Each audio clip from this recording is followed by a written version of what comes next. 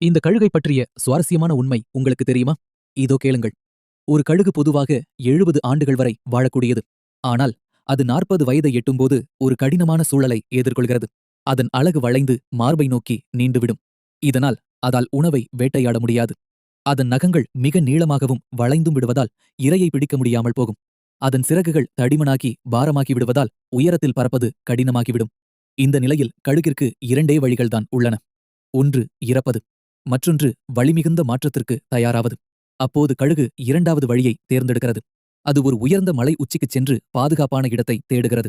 அடுத்த 150 நாட்கள், அதாவது 5 மாதங்கள், ஒரு மிகப்பெரிய போராட்டத்தை முன்னெடுக்கிறது. அது தனது அலகை பாறையில் அடித்து உடைக்கிறது.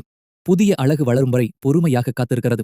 புதிய அலகு வளர்ந்ததும் அதைக் கொண்டு தனது பழைய நகங்களை ஒவ்வொன்றாக பிடுங்கி எறிகிறது.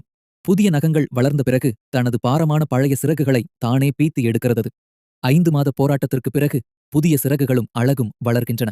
இப்போது அந்த கழுகு மீண்டும் புத்துயிர் பெற்று அடுத்த 30 ஆண்டுகள் கம்பீரமாக தனது வாழ்க்கையை தொடர்கிறது. மாற்றம் என்பது ஆரம்பத்தில் வலியாக இருக்கலாம். ஆனால் அதுவே ஒரு சிறந்த எதிர்காலத்திற்கு வழிவகுக்கும். மாற்றம் வேண்டுமென்றால் காத்திருப்பு மிகவும் அவசியம்.